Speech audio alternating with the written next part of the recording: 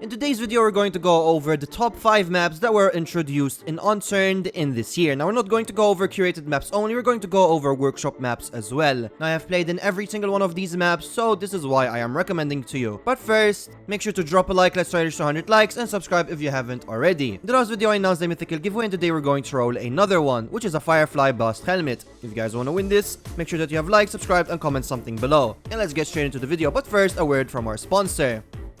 Today's video is sponsored by VDW. VDW is a team of modders that you can commission in order to make your mods. They specialize in buildings, guns, vehicles, clothing, plugins, animals, and a lot more. They do have a lot of satisfied customers with 300 plus commissions in the past. They do work with Amok Studios, so make sure to join Amok Studios, and if you're interested to work with VDW, make sure to search for them over there. And let's get straight into the video. So the first map we're going to talk about is Seisk. Now, Seisk did launch earlier this year, and in my opinion, it is one of the best maps that ever launched in Unturned in general. Unfortunately, it is not a curated map, but it does have definitely curated map vibes. This map was a complete overhaul of everything. There's nothing...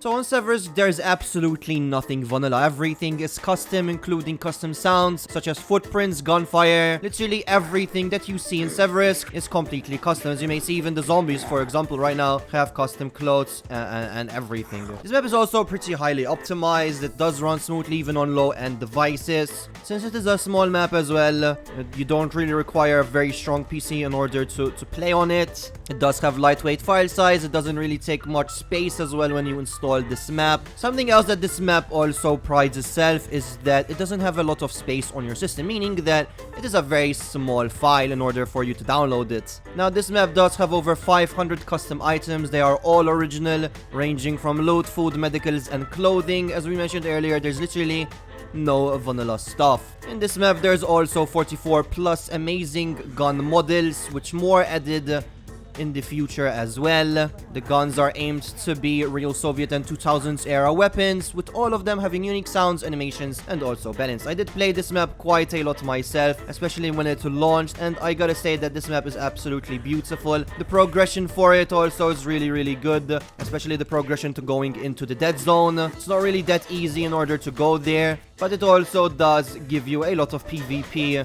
since the map is not really that large. You can build on the ice as well, making it a really fun map. And also, they did say that they are working on expanding the map, so that's something that I am really looking forward to. So the second map we're going to talk about is Rio de Janeiro Remastered.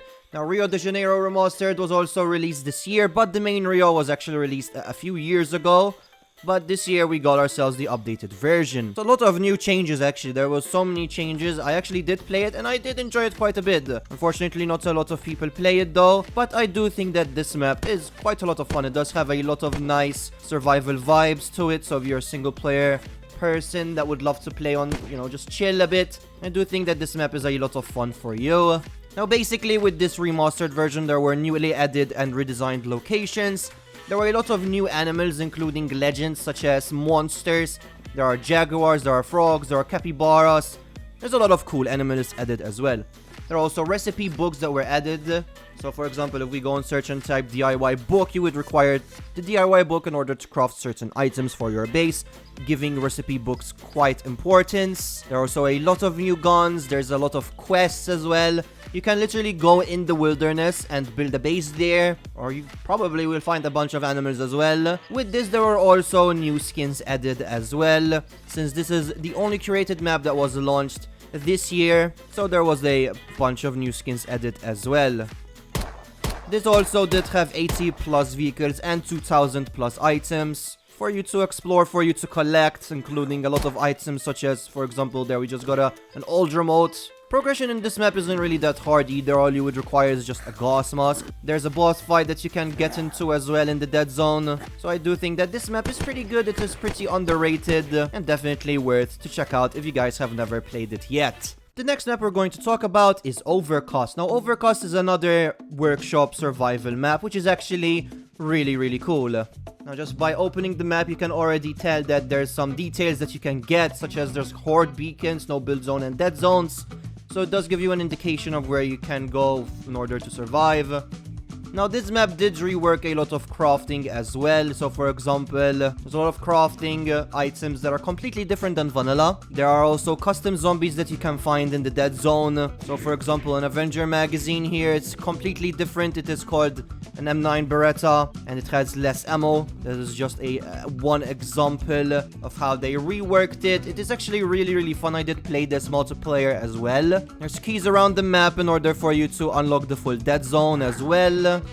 Basically feels like a vanilla map, except that it is quite changed.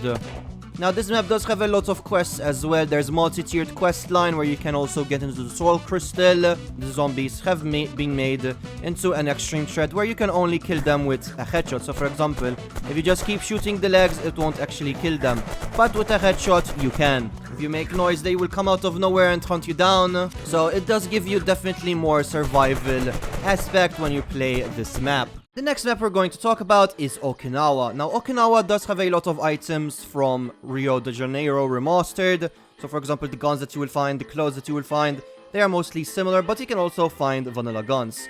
Now, this map was released this year as well, and it is a Japan-styled map, so you will see a lot of Japanese-style decorations and a lot of items when it comes to that. Currently, we are in one of the main cities, Edo, and it looks absolutely amazing. I did play this map myself as well, and it is really good. There's quests that you can get into as well. There's dead zones, there's save zones. It's a really good map that I recommend you guys to check it out. This map does have a few features from Dengo as well, for example, and features from other workshop maps as well. This map does still get updated quite regularly as well, making it much more fun to play since there's new content being added and changes here and there. In this video, I also want to give a shout out to War Robots. War Robots is an action-packed third-person online shooter where you are an elite merc from the future and you choose your giant robot from 50 options. You equip it with the most advanced weapons and jump into battles. I will have the download link for War Robots in the description below, and let's get straight back into the video. The next and final map that we're going to talk about is a map called Crisis Survival, which is a pretty large map, and it does have a lot of vanilla aspects into it. Basically, it is a vanilla map, except that it's not actually vanilla. It does have vanilla aspects, but it is a bit different. This map does feel like it's actually a survival map, especially if you set it to hard difficulties when you're trying to play it, when you can go hardcore in this map, and it's actually quite a lot of fun. So I definitely recommend that you guys check this map out. It does have dead zone, it does have save zone, all of that. As you may see from opening the map, there's a lot of open space, making it much more fun for you to actually explore. In the dead zone, for example, you would require having yourself a full biohazard outfit, so I definitely recommend that you guys explore this map.